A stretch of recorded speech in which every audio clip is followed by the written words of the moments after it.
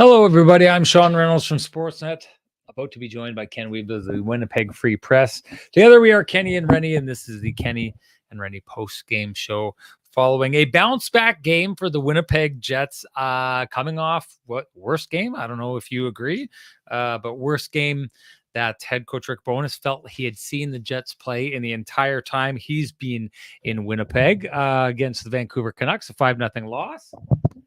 So the Jets bounce back, and boy, it's just one of those ways to look at it, right? Like the Jets, they haven't exactly had consistency lately, but there's signs of things to be extremely happy about. This is the second 3-0 victory the Jets have had in their last 3 games. They handled the Washington Capitals in a very tidy fashion, is how I would describe it. This game never felt in doubt at any point. I don't really think there was, even with the team out shooting the Capitals, I believe it was 12-5 in the first period, and then they started to close the gap a little bit as the game went on. Even at that point, I didn't feel the gap closing was that much of a sway in momentum. It felt more like the Jets just slightly took the foot off the gas pedal, and in the process, the Washington Capitals started to get some shots in there, but I didn't feel there was a lot of high danger. Maybe the first shot of the game, I believe it was, that Connor Hellebuyck faced, was maybe his most dangerous of the night. This is one of those, hey, people must have been taking what Renny was saying a little while ago extremely seriously. And by people, I believe it's Dave Manouk choosing stars. But the last time I talked to Connor Hellebuyck on the bench, he was coming off a shutout in which he was not named any of the first 3 stars. Maybe a recognition of the suffocating style of defensive play that the Jets play and the role that plays in the wins. But tonight, when he came out for his post-game interview on Monday Night Hockey on Sportsnet, I responded to him, well, at least you got a star this time, not first star, but at least you got second star. I think he gets a little bit of a chuckle out of it. I think probably he's a little bit beefed. Something we should probably talk about. I know in this last show, we had a conversation about potentially who the starter should be in the game here. I was of the belief that Laurent Brossoit should be the guy going to give a little bit of maybe a cajoling of Connor Hellebuyck to get him back onto the game that we all know that he's capable of, that he hadn't necessarily been playing as of late. T. Will, one of our great posters in this all the time. I guess maybe I'm sucking up because we were texting back and forth, and he highly disagreed with that and thought we should just go, or the Jets should just go with Connor Hellebuyck, which they did, which paid off. Connor Hellebuyck looking absolutely assured of pretty much everything that happened on this night. Even that one slap shot by Alexander Ovechkin on the power play up kind of near the ear, which is a tricky spot for a goaltender to get that. He seemed to handle that as though it wasn't really a big thing. So all in all, I don't know that I need to go on a very long soliloquy here. The Jets bounced back. They handled the Washington Capitals easily. I do know that, talking with some of the broadcasters from the Washington Capitals, they were impressed with the Jets on this night. I can't say that I was impressed with the Washington Capitals. There was a lot left on the table with them tonight. Their passes nowhere near crisp. They weren't able to really generate a lot of pressure like the 5-0 victory for the Vancouver Canucks over the Winnipeg Jets. I say that victory is one part the Canucks playing really well and one part the Jets not playing very well. I would say the very same thing about this game. This is one part the Jets playing really well, one part the Washington Capitals, I think, failing to show.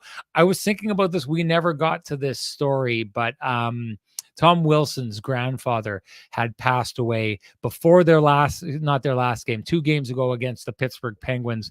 And before the game, apparently he gave a rousing speech to his teammates in which he was trying to convince them that this season was not over, and that he was dedicating that game to his grandfather. Went out and scored a goal in a 6-0 victory for the Washington Capitals. Now we know that the Pittsburgh Penguins have been drowning as of late, but they went on to play the Chicago Blackhawks bottom team in the league after that and beat them 4-1. But regardless, the Washington Capitals had outscored their opponents 10-1 in their last 2 games after that rousing speech by Tom Wilson. Tom Wilson not playing tonight, and they sure looked like they missed him. There wasn't a lot of pushback, not a lot of fight in that Washington Capitals team.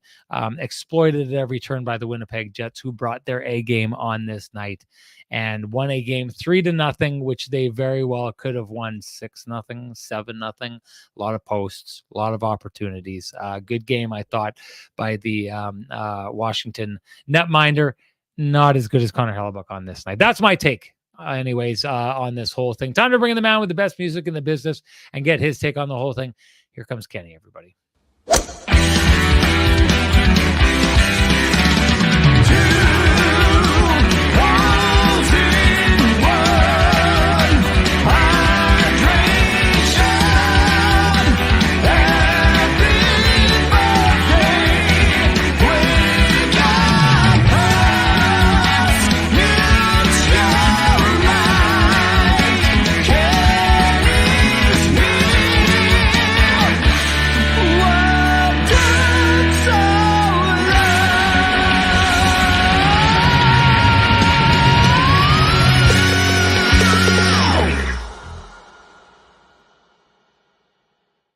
Kenny literally getting this show up as I run in the door here. Didn't even have time to get the jacket off to show off the goods for the boys down at Vittorio Rossi. But another night where we, I think, are both slaying. And it's not us slaying. It's Frankie and the boys slaying, no doubt. And if you want to look like you're slaying, you know what to do. Head on down to Corden Avenue. Walk into the shop at Vittorio Rossi. Loudly proclaim Kenny and Renny sent you. Ask for Frankie and the boys, and they will help you slay. That's what you need to do out there, folks. Ken, let's get at it. What did you see in that game tonight? Yeah, I mean, this was sort of the response you would expect. Certainly, Rick Bowness was looking for from his group. Adam Lowry said he was extremely confident his group would respond, and they absolutely did in all areas and all facets of the game. I think, it basically was the antithesis of Saturday's effort, where they were outperformed in basically every single area. This time they were in complete control of the game. You touched on it. The save on Connor McMichael, like 15 seconds in, was probably the best scoring chance that Connor Hellebuyck faced. There was one early in the third. He had to stick out the leg with the redirection after the shot. But, Connor Hellebuyck looked very confident. Like we said, he needed to respond whenever he got back in the net. And, again, we both made the case for Laurent Brossoit tonight. But I guess the more I thought about it, and I wrote this in our mailbag in the Winnipeg Free Press on Sunday, Sean, like when you basically call your team out for playing its worst game in 2 years, you give the team the chance to respond, but you also give your number one guy a chance to respond. And I think that's ultimately what they decided to do. They also maybe didn't want him to sit and stew on it until Wednesday, which we know is a big game against the Nashville Predators here, upcoming hottest team in hockey, 10-0-2 right now. So Hellebuyck did respond himself. He was not overworked, but I thought he looked a lot more dialed in the hockey game. Defense in front of him was outstanding. And Sean, this was clinical. This is absolutely clinical. The Jets basically had the puck. It seemed like they had the puck in the defensive zone or in the offensive zone throughout the course of the night. The Capitals did not muster much of in terms of a pushback. I'm with you. I mean, I think the Caps have been really battling really hard to get themselves back in this race, but the Caps did not look like a playoff team. Would be what my assessment of today was. But at the same time, the Jets had a lot to do with that, I think, in terms of playing that suffocating style. They had the Caps kind of looking over their shoulder constantly. Kyle Connor touched on it. Because the Caps play man-on-man defense, they really opened up some seams in the offensive zone. And again, the 5 posts, Sean. Like Jets had 5 posts, and we're not talking about the plays where the goalie was there and that was all that was left. I mean, this was Charlie Lindgren, I thought, played well. This game could have easily been, 6, 7, 8, nothing. And I thought Cole Perfetti was great. It was his best game in some time. Very active. I think 3 shots on net, and he had two posts, 1 really good redirection. That fourth line was back to being dominant may not be the right word, but I thought the fourth line was excellent in the game. Rick Bowness telling reporters after the game, Sean, that his plan was to get Cole some top six shifts to kind of get him going. But the fourth line was playing so well and in the offensive zone the entire time, he didn't need to give him a bump up shift other than the one he went up with Mark Scheifele and Kyle Connor when Nikolai Ehlers was dealing with a equipment issue early in the contest. But I mean, this was the type of game the Jets were hoping to play against Vancouver, quite frankly. And they did not measure up in that head-to-head showdown. But the Jets have done a really good job of putting disappointing defeats behind them. They have not had many of them over the course of the year, and I really thought that they were really rock solid all around. Third line, great once again. Mason Appleton, another primary assist here. And I thought Neil Pionk, this was probably Neil Pionk's best game of the year. And it wouldn't have even mattered if he scored. And quite frankly, Sean, great hustle by Pionk to beat Max Pacioretty to the spot. But let's be honest, that shot goes in the middle of the net. I mean, it wasn't a lot of things. It was leaky. A lot of things went well in that play, but it wasn't a snipe show kind of goal. I mean, you take him any way you can get him. And it was a great read by Appleton, finding the weak side play open. And Pionk, the hustle on the play is what makes the play. That to me was the impressive part of it. I thought the Pionk was excellent, Sean. Absolute force. He was physical in the game. He had, let me double check the numbers here, 3 shots on net, 8 shot attempts, 5 hits, 1 takeaway, and 4 block shots. I think this was the best to me he has looked in quite some time. There had been some signs that he looked to be a little bit banged up, which we understand. Guys are banged up in game 64, but I thought he was excellent in the game. And, this was a game that he was really shining. I thought Josh Morrissey was really excellent in the game. And I also thought that Mark Scheifele was an absolute force, and we'll dig into that a little bit more. But honestly, I thought Scheifele, it seemed like he had the puck in his stick almost all night long, and constantly setting up his line mates, and finally Kyle Connor burying one to make it 3-0. But the Jets basically, we'll get into the new guys in a second here. That's basically what I got out of the top. But there wasn't a lot that Rick Bowness wouldn't have liked. An incredible amount this evening based on the effort that was put forward by his group as a whole, because basically all 4 lines were going and all 3 D pairings were solid. Connor Hellebuyck was very good. Let's go back to what you were just talking about with Mark Scheifele, how it seemed like he had the puck on his stick. What I saw when that line was out there together is Mark Scheifele working the boards like he does really well. Kyle Connor seemed to be a little bit more engaged in this game tonight than he had been for a while. But what you see is when the Jets are pressuring in the zone, Nick Ehlers just does such a good job in getting in there quick, causing chaos, helping to turn things over. I thought there were a lot of examples of that tonight, and a lot of examples for the crowd that has been saying for a long time Nick Ehlers should be up on that top line. What role do you think that played? And I know that line was together late in the last game, but what role do you think that played in kind of helping that line set the tone for what happened tonight? Although you could argue with the goals in 5 of their last 6 games, it was the third line that set the tone on this night, especially opening the scoring the way that they did. But back to that line and Nick Ehlers going up to the top, how do you think that played out? Yeah, I mean, they were effective, no doubt about it. There were still some examples of them not being on the same page based on kind of a lack of playing together for an extended period of time. But, I mean, Kyle Connor, 4 shots on net, 6 attempts. Nikolai Ehlers, 2 shots on goal, 6 attempts. Mark Scheifele, 1 shot on goal, 4 attempts. But I just thought that they had the puck a lot. I mean, that redirection chance, Scheifele the pass that Mark Scheifele makes to Nikolai Ehlers was just absolutely dynamite. Yes, just 1 second though. Just 1 second for all the folks out there who are, have been pushing time and time again for Nick Ehlers to be on that top line. Forget his ability to shoot, forget his ability to help set things up. But isn't that the argument essentially in a nutshell with Nick Ehlers, that when he's on your line, you end up with the puck on your stick more often because he's so good at helping you gain possession? Sure. I mean, when he's on, that's how it goes for sure. And even on the Kyle Connor goal, Sean, I mean, Nikolai Ehlers starts the play. Scheifele makes the play, but Ehlers starts it in the corner. right? I mean, in the defensive zone, he makes a smart play along the boards. Scheifele accelerates through the neutral zone and finds Kyle Connor for an absolute beauty. But I thought the play that Scheifele made to Ehlers in the high slot under pressure was exceptional. He looks off the defenseman and then finds the guy in the high slot, and it was a great chance for Ehlers.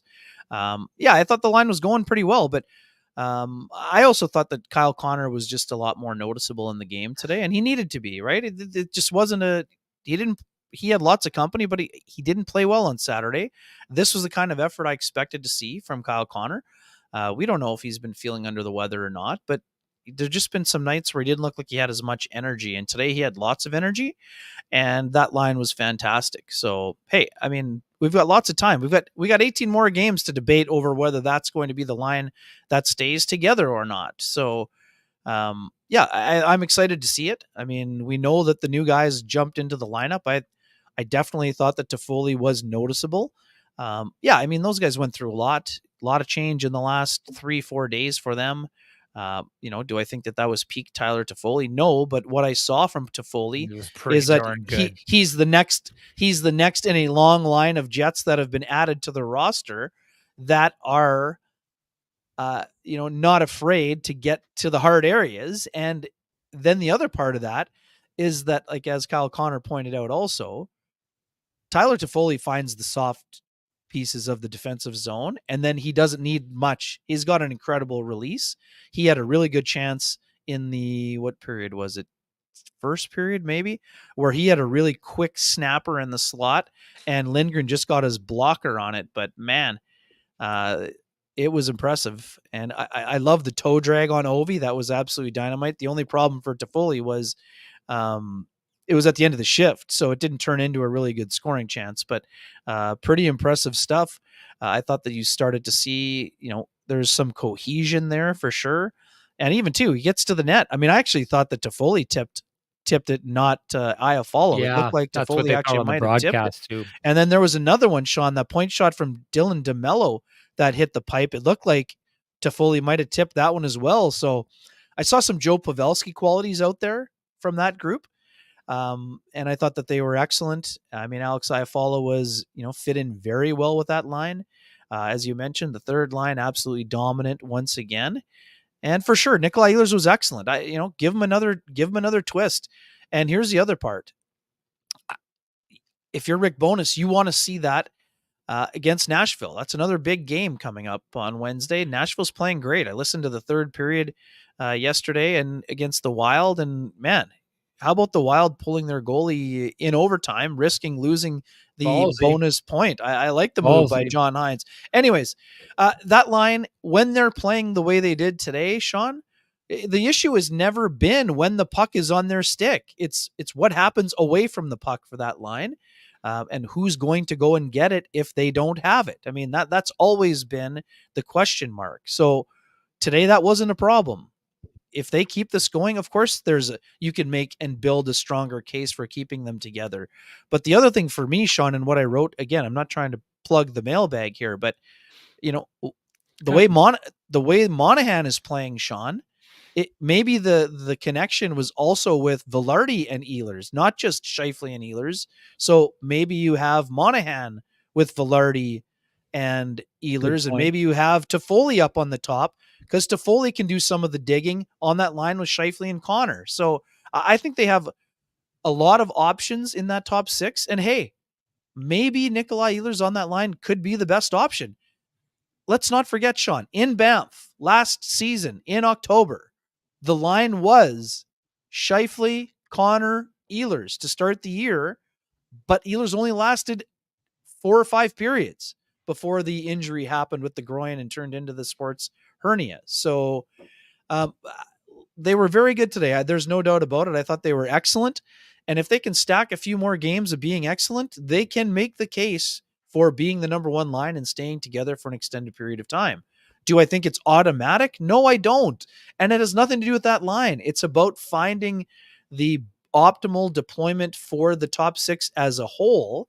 And we're not going to know that until Tyler Toffoli has played probably 10 games. But again, this was a great start for Toffoli. And I love the way that he plays. You notice him all the time. He's super smart. and gets to the net. He is great. He's just a very smart player. I think he's going to fit in really well.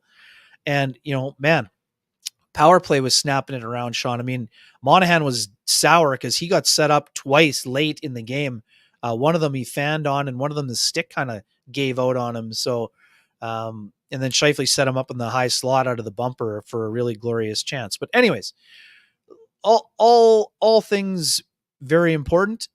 Cole Perfetti, Sean, this was the type of game Cole Perfetti needed to have to show Rick Bowness that he's in the discussion, that he's not an afterthought, and that he doesn't potentially need any time with the Moose. He played with confidence. He was looking for his shot, and he got his feet moving, and I thought he was really good in the game as a whole. I thought Vladislav Nemesnikov, who had one of the many Jets, all of the Jets had an off night Saturday. Nemesnikov was excellent in the game. Morgan Barron, another excellent game for him. I'm sure folks noticed, but we're surprised that Rick Bowness pointed out in the post game. The reason that Nemesnikov wasn't taking the draws and Barron is that Nemesnikov is dealing with a bit of a thumb issue right now. But Barron was 57% in the circle, so that worked out well for them also. We talked about Toffoli. I liked Colin Miller's game. He got around the ice a little better than what I had remembered. And again, I hadn't seen him yet this year, so it was important for us to see him in a game. I thought he was moving well, involved physically. He had 3 hits, almost had an assist. He's the one who set up Perfetti for that other redirection. And I just thought he played a simple, smart, simple game. And that's exactly what you're asking for a guy who all he had with his new teammates was a morning skate. He didn't have a full practice. He wasn't fully, up to speed on the systems and everything else, but he played a smart game with Dylan Sandberg. And, we'll see. But I mean, chances are good that he earned himself another goal on Wednesday, don't you think? Yeah. You're not convinced? Wipe that gravy off your face. You went all up and down you've covered it all. That's it for us tonight. Okay, well, we'll see you later. Just kidding. I'll get into that. It's been called for though. Grassy says, bring out the headband. I'm going to do that. So let's do that. Then I'll weigh in on this Perfetti thing. A million different ways to go because we just went up and down the boat. All the lines. I did give you some time there. I did give you some time. You interjected there. I didn't. I felt like we were on to topic 2. So that wasn't full buffet, was it? You're on to topic 14 at this stage right perfect. now. But hey, let's get in the headband and then we'll get back into the show here. Let's go.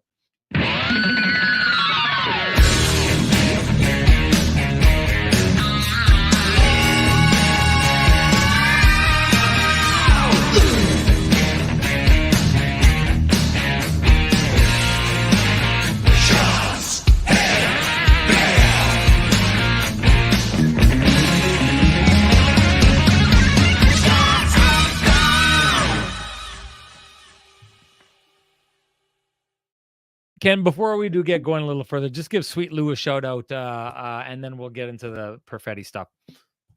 Sounds good, my man. For folks who have realty needs they would like to have met, you should contact Lou Ferlin at Royal LePage Dynamic Realty and tell them Kenny and Renny sent you. You can reach him at 204-791-9971 or at the office, 204-989-5000. His email is lou@louferlin.ca. That's LOU@LOUFURLAN.ca. Lou Ferlin, excellent realtor, excellent human being, and excellent supporter of the community, including this podcast. Okay, so I'll launch into this, and this is something like it. I think this is a topic I get to quite often. Maybe this is a way for me to kind of explain a lot of the thinking that I see behind this. I can clearly see that, and this is something that T. Will get, because T. Will has been a big advocate of the team doing things to create space for Ville Heinola, and so that he'll get a runway to play and get his feet wet, or underneath them, all those, get his feet underneath them, all those different kind of things. We saw that tonight, essentially, in Rick Bowness talking about Cole Perfetti, and that he went into this night with an expectation that he was going to try and get him up and playing alongside the second line, bumping down Iafallo, and trying to boost that confidence, to say. It's funny because we're talking here, and I do the short answer, and then we'll back up and kind of dig into it a little bit, is I do think Cole Perfetti most definitely earned him ice time in the next game that they play coming up on Wednesday. I just get what wears on me or grates on me a little bit is the idea of, players like David Gustafsson who have probably come in and earned themselves ice time over and over again. Rasmus Kupari, maybe you could throw in that, although I would put David Gustafsson ahead of him. Like, when you're playing in a scenario where those guys aren't getting that same opportunity, right?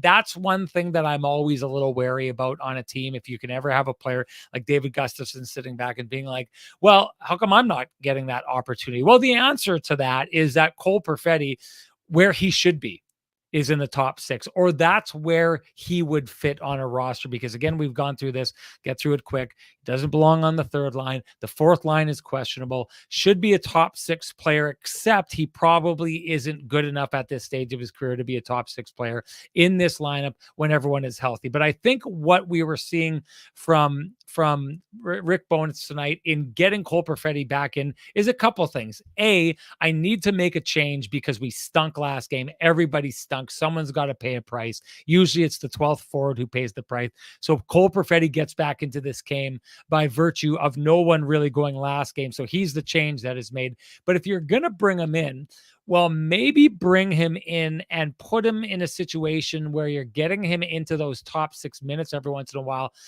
because what Cole Perfetti is most likely going to be used for heading into the playoffs is to cover off injuries should they happen. So if Velarde goes down and Toffoli goes down, or Kyle Connor, any of those guys, if there's a couple guys going down, then that's probably Cole Perfetti is going to come back in and jump up. That's what I saw this as being tonight. I thought getting him in on the fourth line was an opportunity just to get him back into the lineup.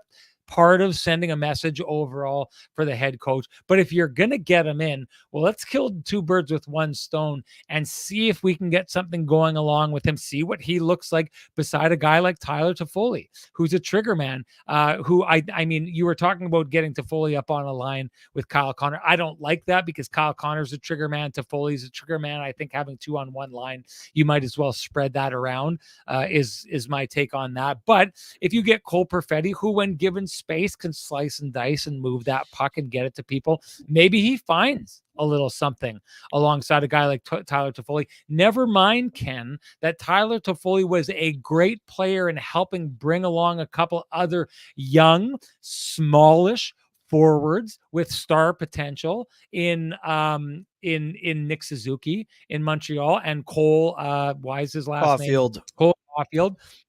Although he's more of the trigger man, but we know what Tyler Toffoli has done for young, smallish players like that with high-end skill and high-end IQ. So I am intrigued at the idea of what Cole Perfetti looks like alongside him. So I get why Rick Bowness was doing that. I get why he never got to it, because that fourth line actually started going tonight.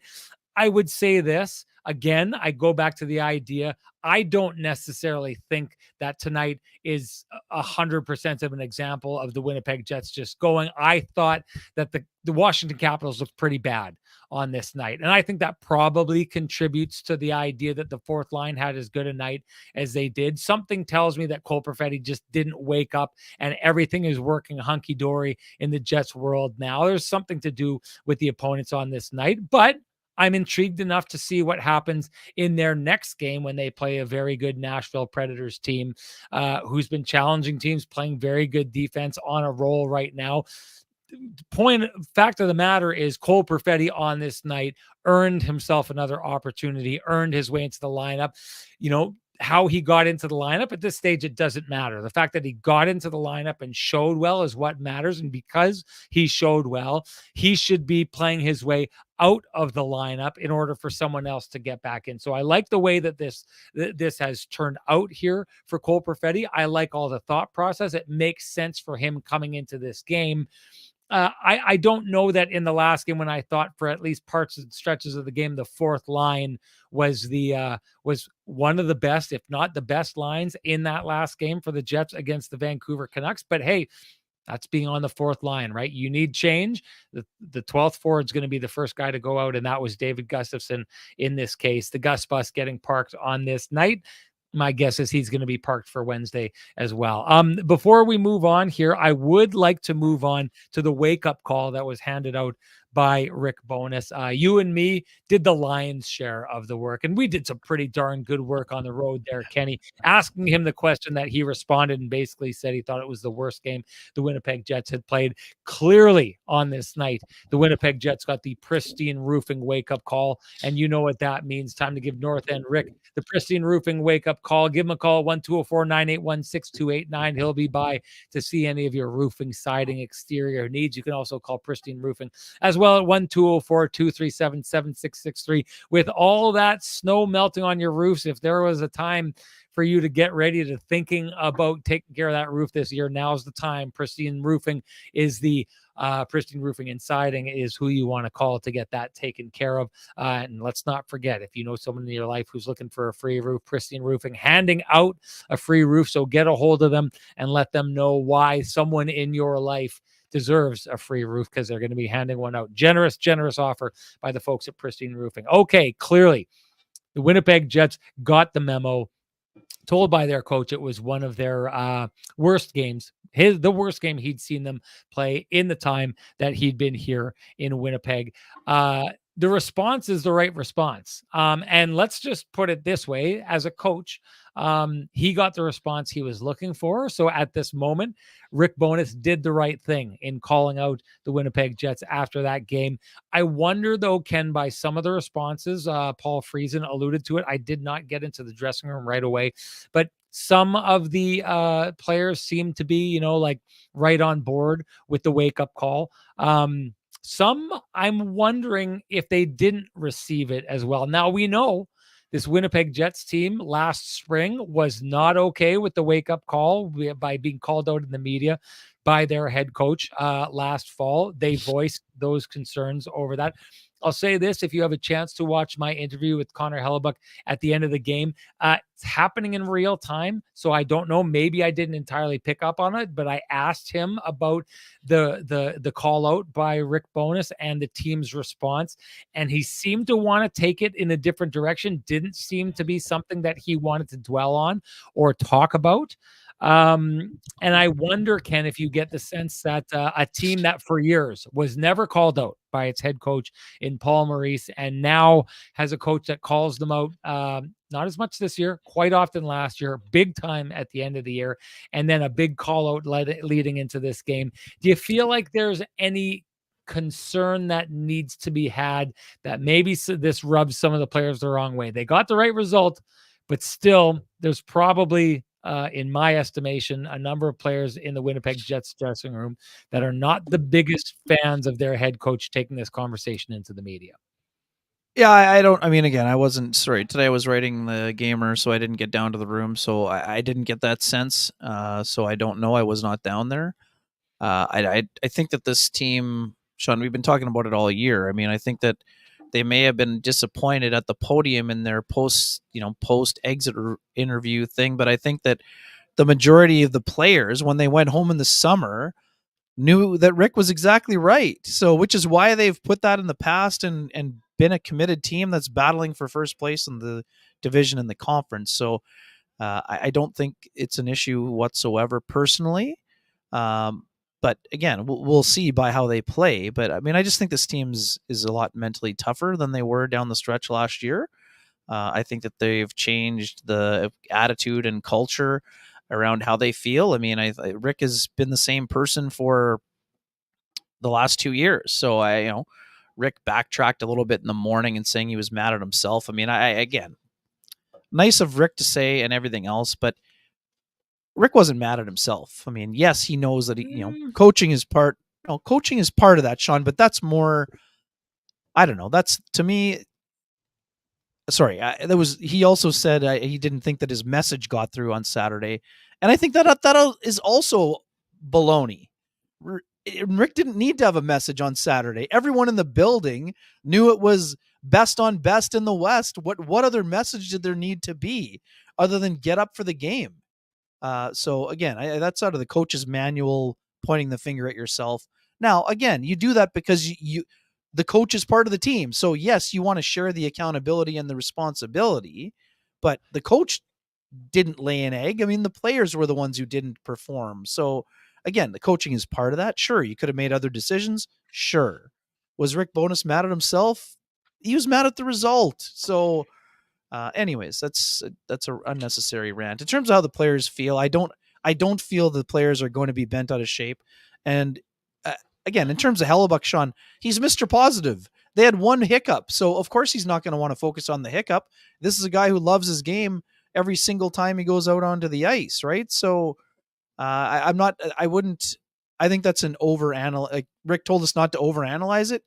My personal view is that that's a little bit of an overanalysis on your behalf. But again, I Hold didn't on see a the second. interview. Hold on. Don't act like this is a crazy question to I didn't ask say it for was crazy. I didn't over-analysis say it was when we're crazy. talking about a team that had an Sean, open war in the media with its coach last year. It is fair game to ask a question about that coach that's not what I'm going saying. at his players in the media again.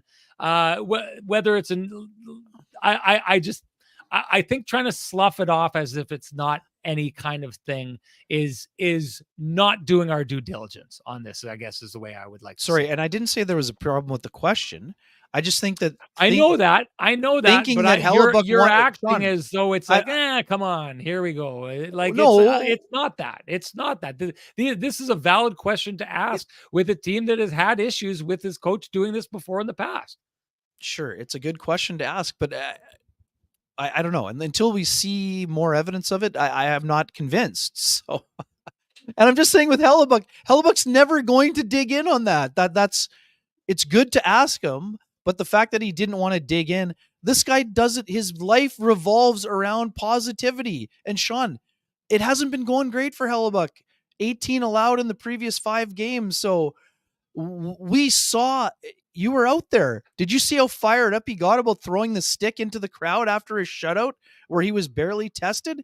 I mean, he needed a response and he provided one. So the fact that he didn't want to think about Saturday's game, that should not surprise either one of us whatsoever.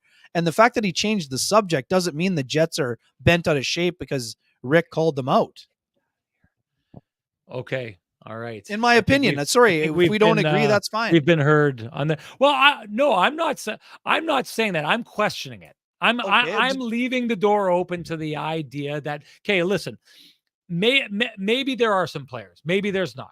Okay, let's analyze it from both sides. If there's not, there's not. Now this is a team that's impervious to that kind of criticism. Rick Bowness can go and smack them over the head in the media with a hammer anytime he wants, and they're going to respond to it well. That's one side of it. The other side of it is that it worked tonight, but maybe some players are like, okay, we're doing this again. Okay, fine, it's going to work, but I got to say, I'm not the biggest fan of it. And if that is the case, then going forward, I mean, how often do you use this tool? It's like they say about teachers in the classroom. You don't yell unless you absolutely have to. If you start yelling all the time, then people stop agreed. responding to it. So if there are people on the team who are just thinking, I'm not the biggest fan of this, then you risk in the future tuning those players out. Now, did Rick Bowness need to do it on this night?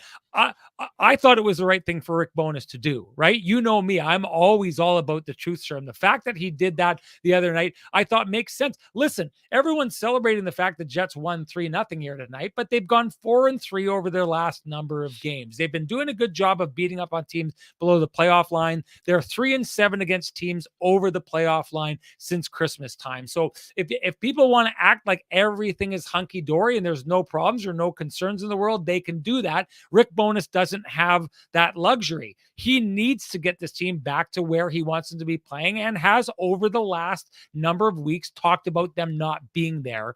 I think that game was the culmination of their worst kind of coming together. And he thought at this point, it's time. It is time. So if you're asking me if it was the right time for him to do it, I'm saying that.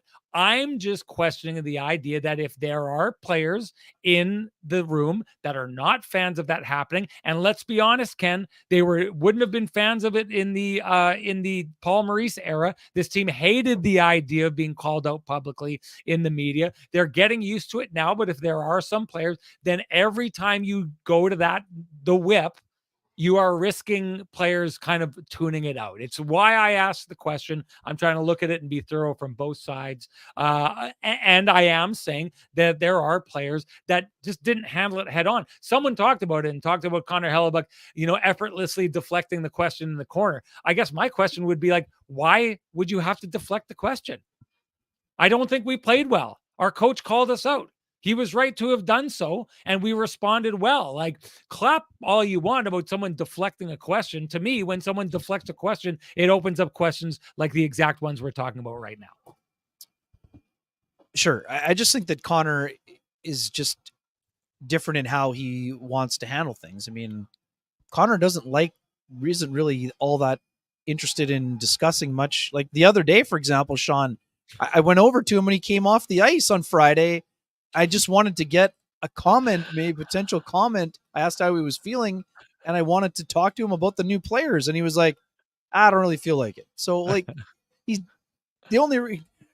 This is a Marshawn Lynch moment. I'm only here so I don't get fined. So Hockey Night in Canada asks for him. Sorry, Sportsnet Monday Night Hockey asks for him. He's out there so he doesn't get fined. So I don't think that it was anything other than Connor. The way he lives his life is in positivity. And yeah, and sorry, I'm not trying to make this all about Connor Hellebuyck. I'm responding also, and I don't know who he's referring to because I was working on the broadcast today. But Paul Friesen, in his question to Rick Bowness today, asked and said that some players seem to like really get behind it, and some players seem to kind of kind of dodge or avoid the question the way that Connor Hellebuyck did. So I'm not trying to turn this into I talked to Connor Hellebuyck. I'm not trying to pin this on Connor Hellebuyck. That's not what I'm trying to do. I'm trying to examine the idea of a strategy used by a coach that kind of led to conflict in the past and where this team is at now in this situation. I got to say, I love our audience. Just before you do this,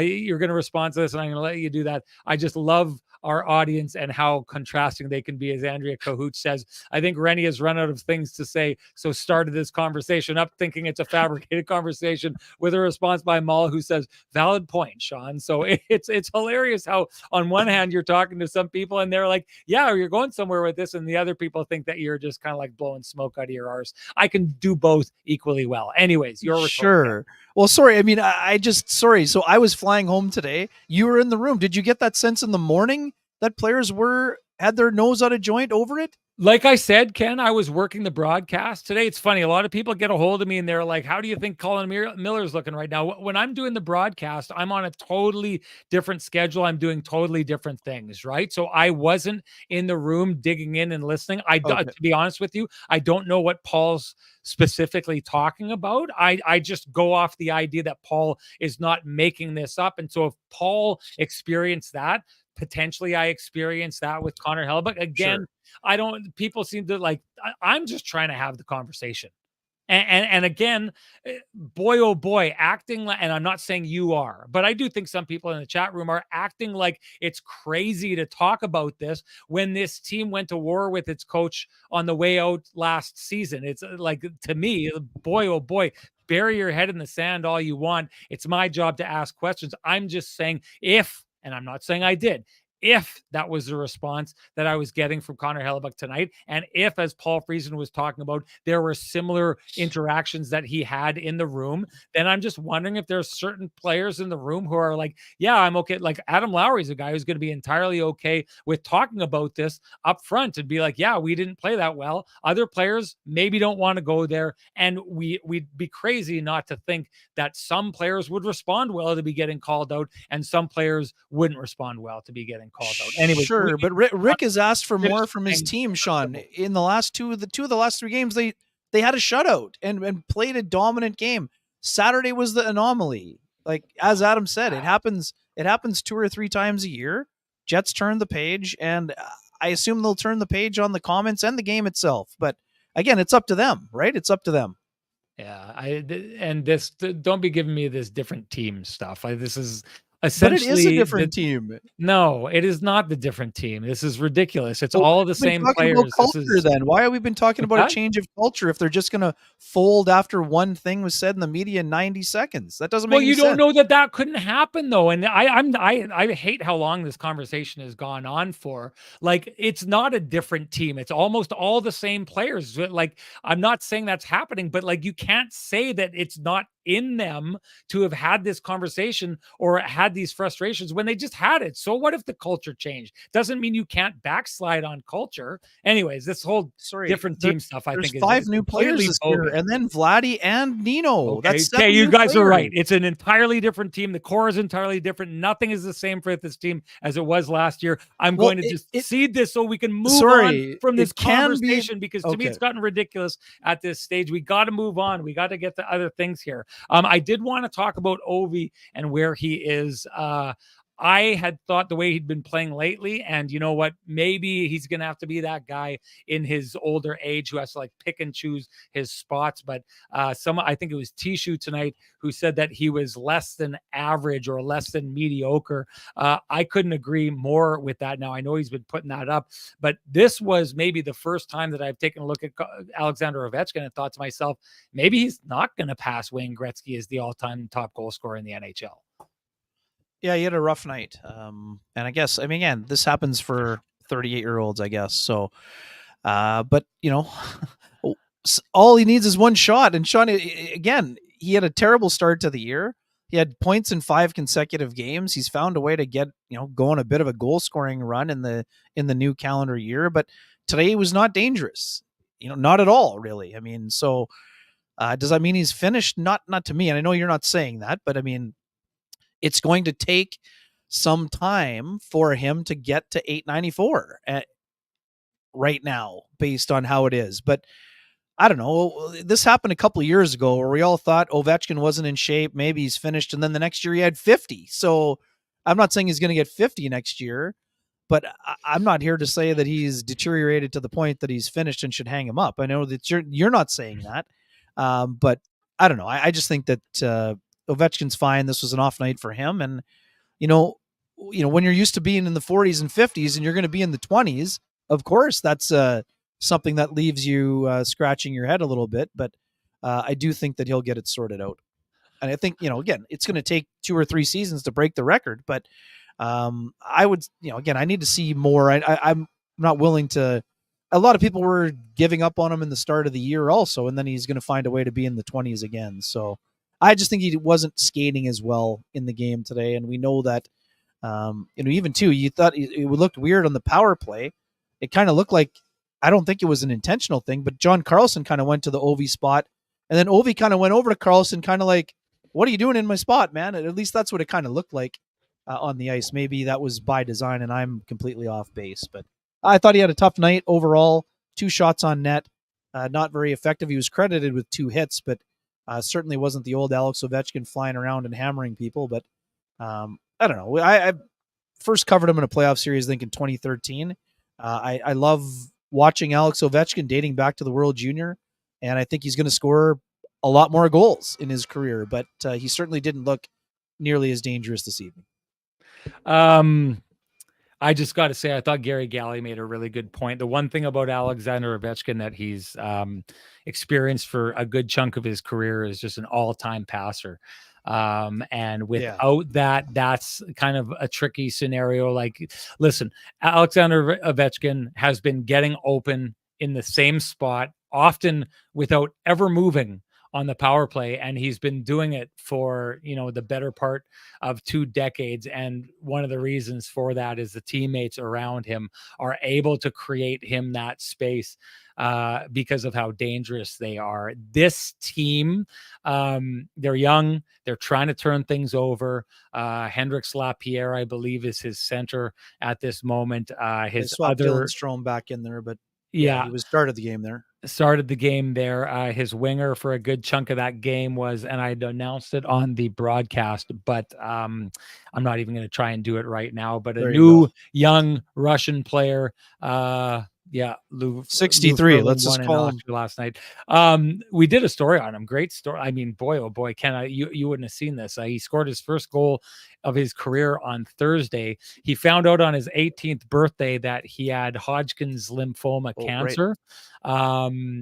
Got a phone call from none other than Mario Lemieux, your favorite player growing up, who Yep. survived non-Hodgkin's lymphoma cancer, telling him not to give up the fight. And he beat it. And a couple months later was drafted in the first round of the NHL draft. But boy, he's just a kid, and he's on the line with Alexander Ovechkin as well. The support Ivan system. Miroshnichenko. Yeah, Miroshnichenko. Easy for me. Yeah. Easy for Yeah, me to we had listen, I've had like 17 tries at it throughout the day, so that's why I landed where I landed here tonight. But yeah, doesn't have the support group that he had before. But hey, he'd scored in 10 of his last 16 games. Could be that he's just going to get into the position where he just saves up energy for some nights, not energy for some other nights. To me, it's tough to see players go out that way, because what ends up happening for the most part is it's a player that the team's goals essentially end up revolving around that one goal of theirs. My guess is that's going to happen in Washington. I still think he's going to beat that record. I think it's going to get pretty ugly in Washington on the way out, though, by the time it's all said and done. Anyway, he to me was part of the idea tonight that the Winnipeg Jets were a very focused team on shutting things down and playing the game a certain way. I think they did a good job in creating confusion for a lot of the Washington Capitals, but I think they did a good job of making themselves confused on this night as well. Let's move on to the Johnston Group. Got you covered play of the game, Ken. Yeah, you pointed it out, and I added it, but we were thinking this is one of the times we're right in sync as usual. Outside of the earlier rant, Mark Scheifele on the back check, breaking up another play, just another kind of smart, subtle play in the defensive zone there. I thought it was really a high-end play by him. Yeah, no, just showing you that he's engaged on this night. Mark Scheifele coming back, breaking up the 2-on-1. Good stuff. Just another example of the Jets pretty much playing this the right way from front to back all night. Again, could have been a 7-0 score. They didn't let that, as tight as it was, 1-0 for the first period, 2-0. It could have been one of those games where things were close and they tried to open things up a little bit more. They just kept doing the things the right way. Stayed patient. That's how you do it. And speaking of how you do it, no one does it quite like the Johnston Group. And do you run a small business in Canada? Look to Canada's #1 employee benefits plan, Chambers Plan, to give you a competitive edge. Chambers Plan is the simple, stable, smart choice for over 30,000 businesses countrywide. Visit chamberplan.ca to learn more. Moving on to the keg save of the game. Yeah, I thought it sounds ridiculous to say, but 15 seconds in, Connor McMichael has the chance. Connor Hellebuyck, who, as we mentioned, has gone through a bit of a rough patch compared to his other Vezina quality starts in the previous 5, happening before the 5 games where he gave up the 18 goals, which was, again, not all on him, but the Jets were leaky defensively, and Hellebuyck didn't bail them out as often as we're used to seeing. So after a team gets blown out 5-0, and there's a scoring chance in the first 15 seconds, and the goalie stands tall and makes the save, I think that's an important save to get the team, allowed it to get its footing, and then basically, didn't give up very much after that at all.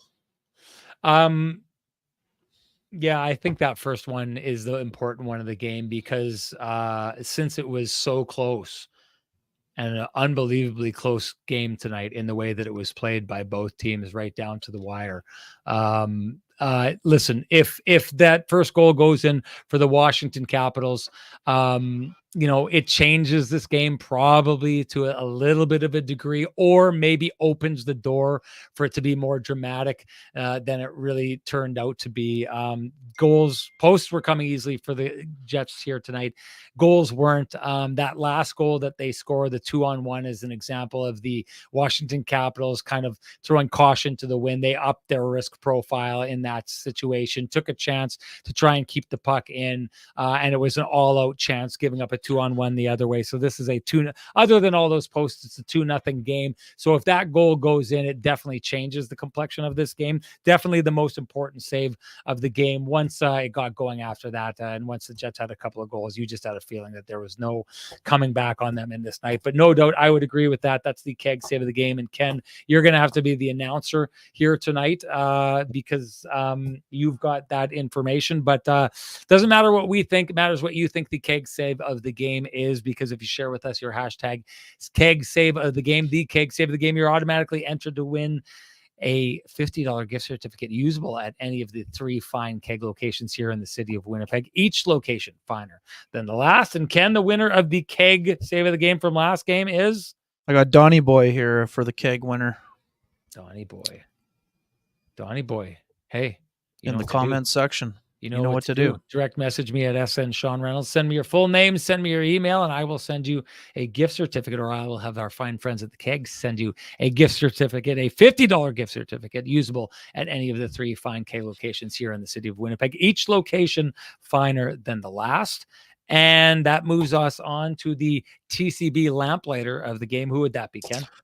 Neil Pionk, guitar smash special, just mostly because of the hard work done by the Jets checking line and Brendan Dillon keeping the puck in. Niederreiter battling, Brendan Dillon battling, and Adam Lowry ultimately getting the puck to Mason Appleton, who finds Neil Pionk on the weak side, who beats Max Pacioretty to the front of the net and beats Charlie Lindgren for a goal in a game where he was very, very noticeable. There's several other candidates. Again, elite skill, Scheifele to Connor, really smart deflection by Iafallo. Josh Morrissey getting another big assist in the game where he was excellent. But to me, the Pionk goal kind of set the tone and also was a great example of hard work really helping the Winnipeg Jets get themselves going on a night where they needed to be going, and they were. Sorry, I'm just going to bring something up here. Larry TSG, don't do this. We don't do this here. Take your negativity, park it. We don't attack other people in the chat room. I don't care what they say. We're not doing that. We're not doing that anymore. I'll agree with you on the TCB lamplighter of the game. Great find. I will say this about Max Pacioretty. We were talking about Alex Ovechkin looking like he lost a step. The chat room, I know, was talking about it already. Not looking like he's got a lot left, especially on that play. Didn't have his coverage, didn't catch up with the man on that situation. But hey, that's what you do in hockey. You create confusion, you capitalize on that confusion, and you jump into the spots that are left open for you. Jets did that perfectly. Once again, it's the third line. Like I said, goals in 5 of their last 6 games. Great job by them. So that would be my TCB lamplighter of the game. Doesn't matter what I think, though. It matters what you think. Share with us your TCB lamplighter of the game. You're automatically entered to win a frosty, delicious 8-pack of Lamplighter Amber Ale, brought to you by our friends at TransCanada Brewing Company. You can't wait for Kenny and Renny to gift you your 8-pack. Head on down to TransCanada Brewing Company. Join them in their tap room at 11290 Kenniston Boulevard, where we will be having our final K&R live podcast April 6th. It's going to be a good one. Want to join us down there? Like I said, tickets are limited. So head on down there. Great time, great pizza, great food, great beers, a great time, great atmosphere. It's all great when you head on down to TCB, folks. And that brings us to our lamplighter from last game. Who do you got, Ken? Leslie Mitchnick. Okay, Leslie Mitchnick. Multiple winner. Leslie, you know what to do. Direct message me at SN Sean Reynolds. Send me your full name, send me your email, and I will send you a voucher for a frosty, let's just say, pack of Lamplighter Amber Ale, brought to you by our friends at TransCanada Brewing Company. Congratulations. Ken, anything to say before we close this out? No, just quickly, we talked a lot about Tyler Toffoli. Actually thought that Colin Miller showed well here. I know we touched on it, but I thought that, again, we know that Rick Bowness has talked a lot about having a right shot defenseman. So I'm curious to see which way the Jets are going to go here, if it's going to be more of a rotation or if they're going to want to get Miller a stretch of games. That's sort of the next thing. We'll see. Nate Schmidt's had a good season for the Jets. I know that some folks were maybe a little bit down on him at one point, but they've provided a steady pairing on the third pairing. But right now the Jets are looking at another option. We know that. It's a bit of a tough thing. I mean, these guys are good friends. They played together on that original Misfits team, and now they're essentially competing for the same job. So, but that they're both professionals. They're buddies, and they'll battle and do whatever they can to make the team as good as they can, and then it'll be up to the coaching staff to decide who's in, who's out. But I thought it was an important debut, really steady game for Miller, and that's the kind of thing that you want to do when you're trying to leave an impression on your coaches. Okay, sir. I'm just going to do this one last time because people seem to be like, I don't know, people seem to be getting a kick out of this or whatever, and that's fine. Listen, this is said this in the past. I don't feel like I need to say this anymore, but I'll say it one last time. Everyone seems to be kind of like laughing this off or whatever. We don't listen, this is a party. We want everyone to feel invited. You don't come in here. I don't care what you're saying. You don't call down. You don't throw negativity towards other people in the chat room. We love the debate. We love people going at each other. Try and do it without having to resort to calling names and this kind of stuff. Listen, I'm not going to say it again. It's not happening. It's not happening here. We don't do that here. That said, very engaged. 35,000 people in the chat room tonight here, Ken. It was a heck of a night. Ken clearly not paying attention, ladies and gentlemen. I know we're getting I heard what you said. I know we're getting different numbers than everybody else here, but we did have over 1,100 people in the chat room. That's what I'm looking at here right now. But thank you for everybody showing up. Boy, good night for a Monday. 1,148 as we speak right now in the chat room. Not sure what you're seeing out there. Maybe share it before we shut this down. But thank you so much for engaging and being here, everybody. We appreciate all the comments. We appreciate all the challenges. We appreciate it all, ladies and gentlemen. Kenny, great job as always tonight. Toronto Sports Network says X Noise 35,000. You betcha, just hitting it. And one thing I'll say before I do shut this down, as I always say at the end of these shows, if you appreciate the conversations happening in this space, we'd like you to appreciate our sponsors who fight to keep the conversation going in this space. For us, that's Vittorio Rossi, Pristine Roofing, Cambrian Credit Union, Sweet Lou Furlan, the Johnston Group, the Kenny and Renny OGs, the Keg, and of course TransCanada Brewing Company. Thank you to them. Thank you to all of you. We'll do it all over again. Big one coming up as the Nashville Predators come rolling into town, the hottest team in the NHL. We've seen this play out before. We've seen the Minnesota Wild come rolling in here, the hottest team in the NHL, and leave with their tail in between their legs. Nashville, maybe they're a different story. Jets 1-1 so far against them this year. Going to be a good one, and you'll watch it on Sportsnet as it's a Wednesday night hockey game. Great job tonight, I thought, done by John Bartlett and Gary Galley. Great to have him back calling Winnipeg Jets games. Who knows? Maybe those folks will be around when the Jets head to the playoffs coming up in just a little over a month. Thank you, everyone, for joining us. We will chat with you after the next game, Wednesday night hockey, Jets and the Nashville Predators. Bye, everybody.